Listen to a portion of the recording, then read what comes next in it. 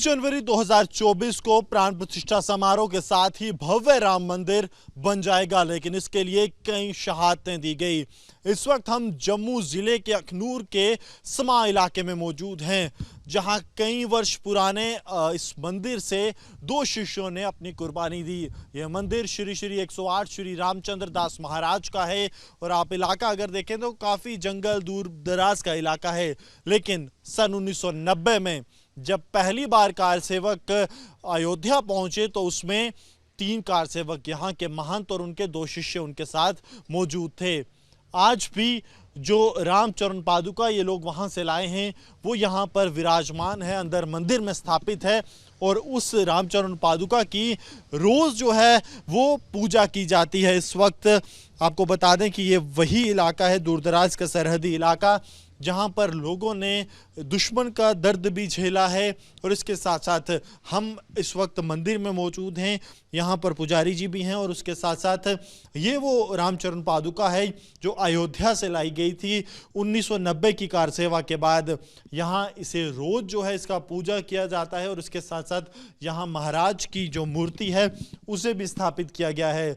रामचंद्र दास जी महाराज यहाँ पर स्थापित हैं, लेकिन जो कहानी है वो कहीं ना कहीं बताती है कि कितने कार सेवकों ने अपनी जिंदगी, अपना सर्वस्व न्यौछावर कर दिया सिर्फ इसीलिए कि राम मंदिर जो है वो बन सके। और आज अब राम मंदिर एक सच्चाई के तौर पर उभर रहा है। हमारे साथ यहाँ के मुख्य पुजारी मौजूद हैं। पुजारी जी, आपका नाम? मेरा नाम द्वारका दास है। पुजारी जी, मुझे ये बताइए 1990 पहली कार सेवा क्या हुआ था, क्योंकि बहुत बड़ा इतिहास है इस मंदिर का। जब जय श्री राम जी, जब 1990 में कार सेवा का काम शुरू हुआ तो हर जिले में, हर गांव में एक संदेश गया कि चलो वहाँ राम जी का कार्य के लिए चलना है। तो जब यहाँ से गए, देश दुनिया से हर जगह से लोग गए, तो हमारे महाराज जी उस टाइम अपनी जोश और जवानी में थे। ये भी विश्व हिंदू परिषद से जुड़े हुए हैं। ये यहाँ से गए, इनके साथ में 2 शिष्य गए।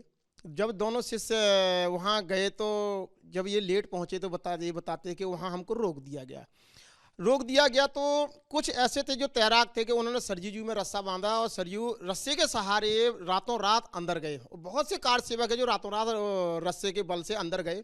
कुछ कार सेवक ऐसे हुए कि नहीं पकड़ पाए और सरजू में भी बह गए, वो वहीं अपना शरीर को उन्होंने न्यौछावर कर दिया।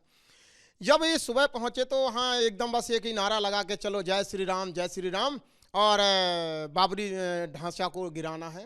और काफ़ी नेता थे, बड़े जोशीले भाषण दे रहे थे। जब ये बताते हैं कि गुरुजी और शिष्य दोनों वहाँ आगे बढ़े तो मुलायम सिंह की सरकार थी, उसने आदेश दे दिया कि कोई भी कार सेवक और मस्जिद के पास, बाबरी मस्जिद के पास नहीं जाने पाए।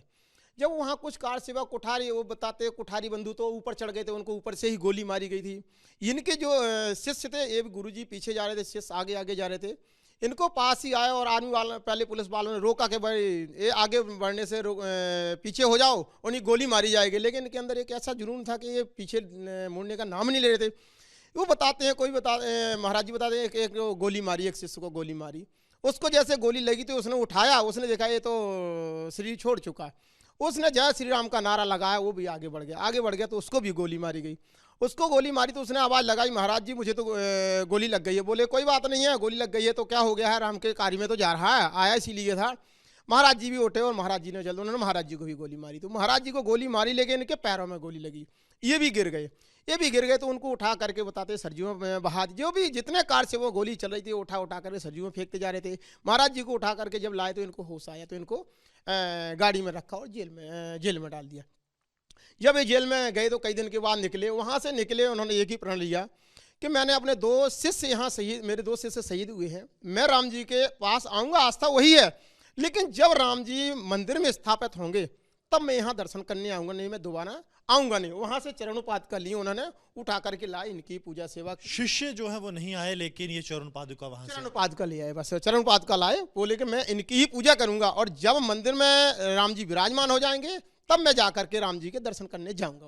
आज भी इस चरण पादुका की पूजा यहाँ पर रोज होती है? बिल्कुल, आज भी इनकी पूजा सेवा होती है, सुबह शाम उनको ही, शहीदों को इनके। आप तो बड़ी खुशी हुई है कि अब उनके जो सच्ची श्रद्धांजलि मोदी ने ही दी है कि जहाँ उन्होंने शहादत किया है जिस काम के लिए, आज वो काम पूर्ण होने जा रहा है। 22 तारीख को हमारे राम जी और मंदिर में विराजमान हो जाएंगे। 33 साल से यहाँ के महाराज जो हैं वो राम मंदिर नहीं गए। नहीं गए 33 साल से, हाँ जब से वो हुआ ना तब के बाद ये गए नहीं। हमको ही 20-22 साल हो गए, अयोध्या जाते हैं, हर साल जाते हैं और विवाह पंचमी मनाते हैं। हम महाराज जी को बोलते लेकिन महाराज जी बोले जब तक मंदिर नहीं बनेगा तब तक मैं नहीं जाऊँगा। बाकी कहीं भी चलेंगे, राम हनुमानगढ़ी जाएंगे, दशरथ महल जाएंगे, लेकिन उस जन्मभूमि में वो नहीं जाते हैं। बोले कि मैंने सामने देखा है मेरे शिष्यों को गोली मारी है, अगर बोले मैं चला जाता मुझे अफसोस नहीं था, लेकिन मेरे सामने मेरे शिष्यों को उन्होंने गोली मारी है और मेरे सामने शहीद हुए और मैंने उनको मुखाग्नि भी नहीं दे पाई क्योंकि उन्होंने उठा करके सीधा सरयू में फेंक दिया। बड़ा चिल्लाए लेकिन बोले वहाँ सुनने वाला कोई था नहीं। तो ये कहानी है उस आंदोलन की जो राम मंदिर के लिए किया गया